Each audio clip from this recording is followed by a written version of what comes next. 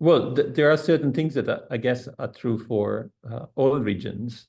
We were mentioning drought and heat waves. I mean, heat wave is the perfect example. We do know, and is well presented in the IPCC, in the chapter for Europe, that heat waves in Europe are, even in the observation, are already more frequent and more intense and will last for longer. So this is something we need to get used to, and these affect the entire continent. Again, also the intensity of precipitation, and we have seen it in Slovenia very recently.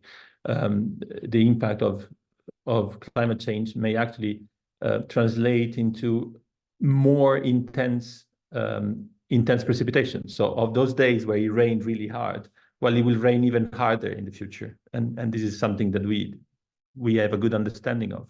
So the kind of event that have affected Emilia-Romagna region in Italy, Slovenia, Greece, or Spain in recent or Germany, for what it matters, in recent years. Well, this kind of event may become more frequent in the future.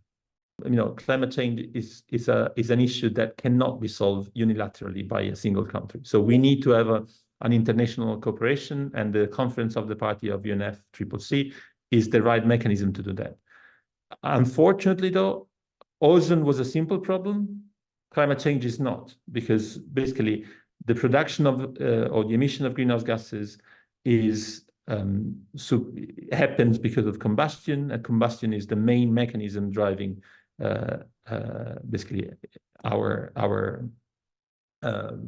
development, our society. So it requires a much more profound rethink of the system. Nevertheless, that's the way forward. So if we want to stabilize the climate, that's the solution.